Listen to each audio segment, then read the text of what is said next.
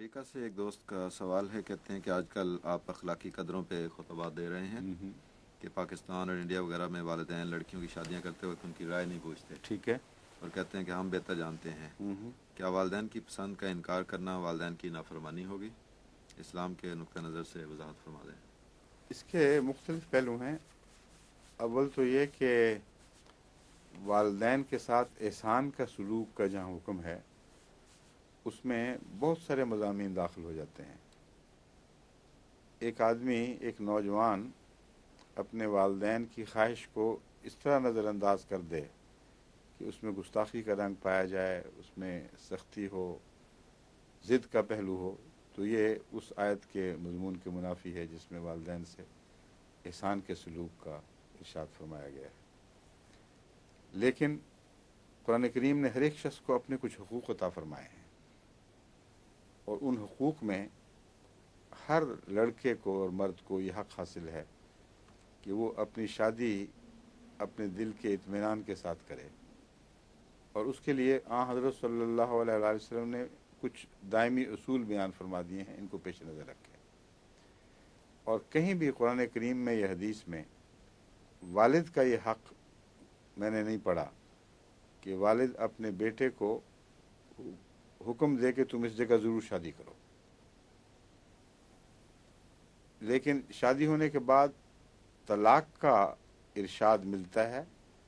وہ حدیث سے ثابت ہے کہ حضرت ابراہیم علیہ الصلوۃ والسلام نے حضرت اسماعیل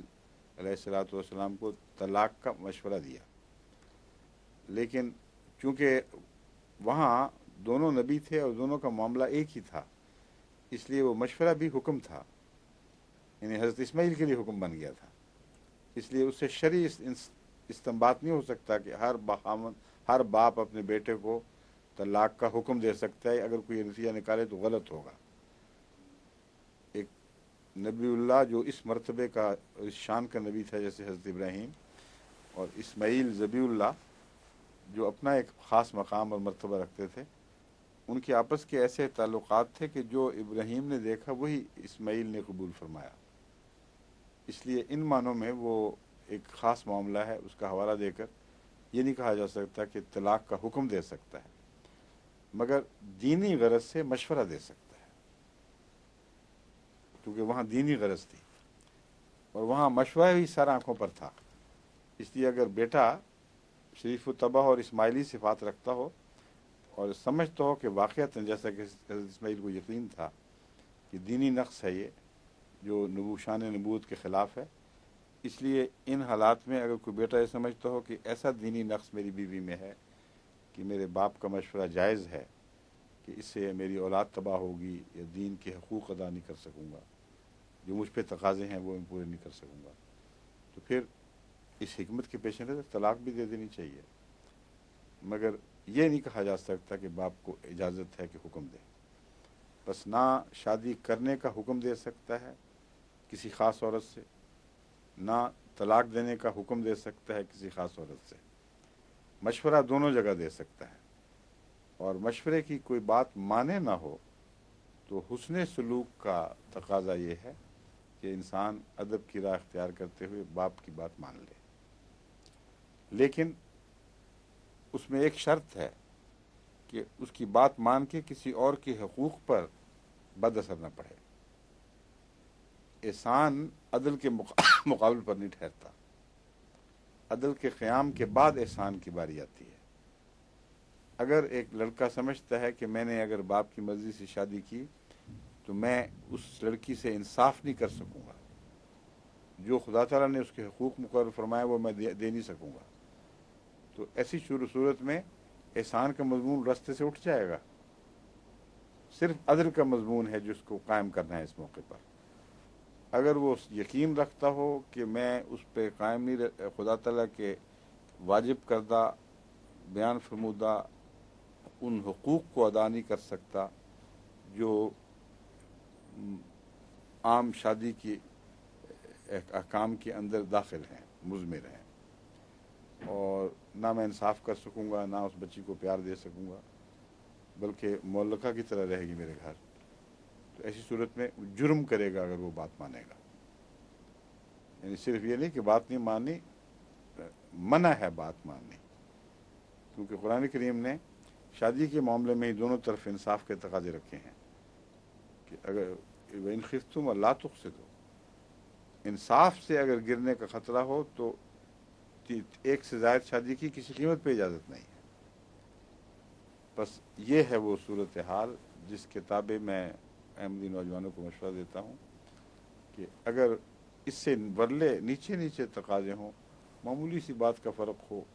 تو پھر کوئی حرج نہیں، مگر آگے پھر مشکل پڑ جاتی ہے، ماں اور چاہتی ہے، باپ اور چاہتا ہے، تو پھر کس کی مانیں گے؟ بالوالدین احسانہ فرمایا ہے، یہ نہیں فرمایا کہ صرف والد سے احسان کرو یا صرف ماں سے احسان کرو۔ مجھے ایسے واقعات بھی ملتے رہتے ہیں، مائیں کہتی ہیں کہتے ہیں جی ہماری اماں کہتی ہے کہ میرے بھائی کی بیٹی سے شادی کرو، ابا کہتے ہیں کہ میری بہن کی بیٹے سے شادی کرو، بیٹی سے شادی کرو، تو میں کہاں جاؤں؟ تو اس وقت یہی اصول کار فرما ہونا چاہیے کہ آپ کا دل، آپ کا مزاج جس کو قبول کرتا ہے شوق سے قبول کریں، اور اگر نہیں قبول کرتا تو باہر جو خدا نے آپ کو حق دیا ہے اس کو استعمال کریں، مگر اس عرصے میں والدین سے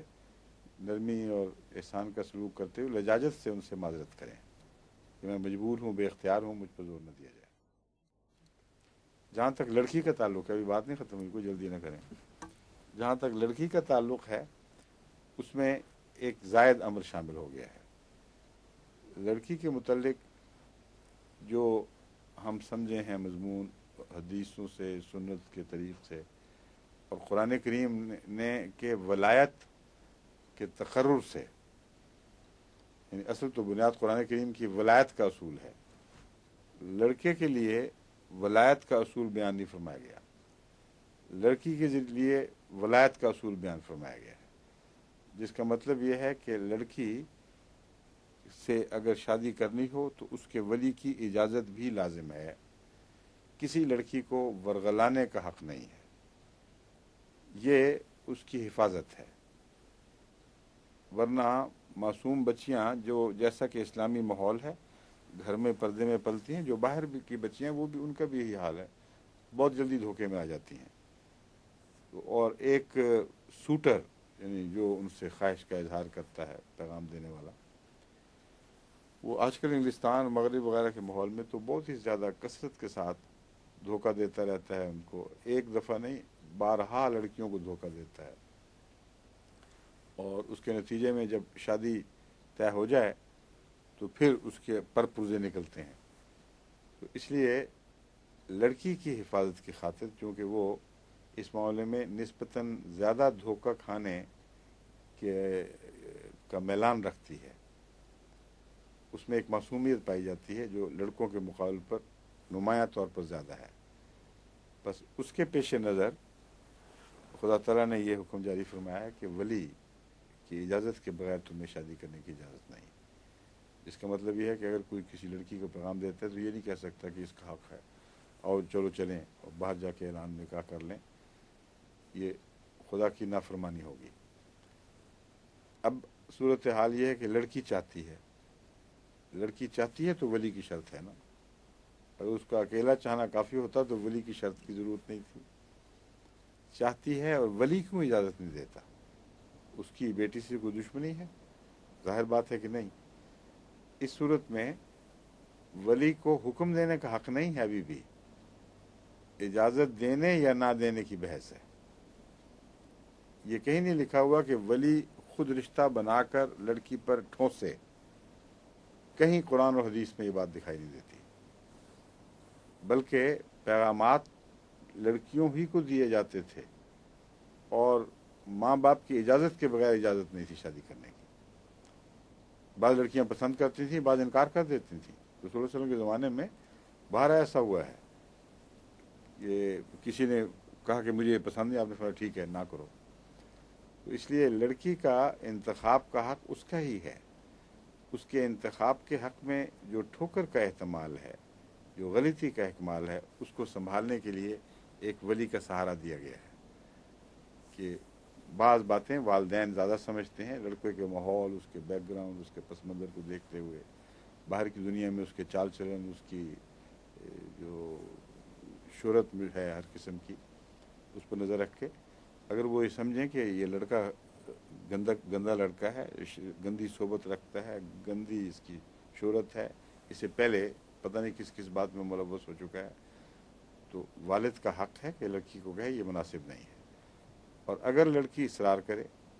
تو والد کا حق ہے کہ اسے روک دے کہ میں اس میں تمہیں اس کی اجازت نہیں دوں گا، اور کوئی انتخاب ہے تو ٹھیک ہے مگر اس کی اجازت نہیں. ایسی صورت میں یہ بھی تو احتمال ہے یا امکان ہے کہ باپ غلط ہو اور بیٹی درست ہو، کیونکہ مختلف قسم کے انسان ہیں. بعض مرد بڑے ضدی ہوتے ہیں، وہ اپنی انا کا مسئلہ بنا لیتے ہیں اور کہتے ہیں نہیں بس میں یہاں نہیں کرنے دینی. ایسی صورت میں پھر کیا حل ہے؟ تو اسلام اس میں یہ حل تجویز فرماتا ہے کہ ایسی لڑکی کو ولی اعلیٰ، ولایت اعلیٰ کی طرف رجوع کرنے کا حق ہے. اور ولایت اعلیٰ سے مراد ہے نظام قضاء کی آخری صورت یا خلیفہ وقت اگر خلافت موجود ہو. تو اس میں اس شق کی وجہ سے ہر بچی کو یہ ایک ضمانت مل گئی ہے کہ اگر خدا نخواستہ کوئی باپ خود ضد کی وجہ سے اپنی بیٹی کا اپنی بیٹی پر ولایت کے حق کا غلط استعمال کر رہا ہے، تو ولایت اعلیٰ پر لازم نہیں ہے کہ اس والد سے ضرور پوچھے کہ تمہیں میرا فیصلہ منظور ہے کہ نہیں. ولایت اعلیٰ کا حق ہے کہ اگر اسے اطمینان ہو کہ لڑکی درست ہے اور باپ غلط ہے تو لڑکی کو اجازت دے دے، اور اس کے اطمینان کی جو کئی صورتیں ہو سکتی ہیں اس کے بعد وہ خدا کے حضور حاضر جواب دہ ہے. اگر ظاہری ولی کو یہ شکوہ ہو کہ اس نے پوری تحقیق نہیں کی تو یہ وہ جانے اور اس کا مالک جانے، اللہ جانے. اللہ نے اس کو ولایت اعلیٰ عطا فرمائی ہے، اس لیے اس کا فیصلہ بہرحال فائق ہو جائے گا. بس ایسی صورت میں وہ اعتراض کے حق کو اٹھا سکتا ہے. اور ایسے کئی معاملات خلافت ثالثہ میں تو میرے علم میں آئے ہیں، حضرت خلیفۃ المسیح ثانی کے زمانے کا مجھے علم نہیں کہ میری ہوش میں کوئی ایسی بات یاد نہیں ہے، مگر خلافت ثالثہ کے زمانے میں تو مجھے اچھی طرح یاد ہے. مجھ سے بھی خود بھی ذکر فرمایا حضرت خلیفۃ المسیح ثالث نے کہ اس طرح یہ واقعہ گزرا اور پھر میں نے یہ کیا.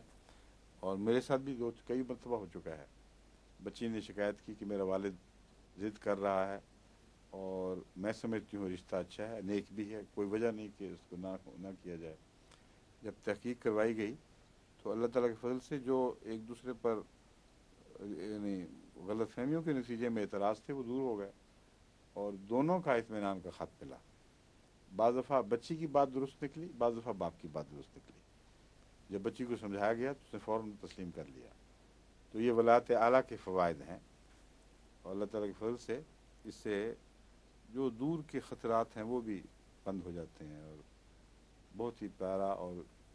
قابل طمانینت بخش معاشرہ وجود میں آتا ہے. آگے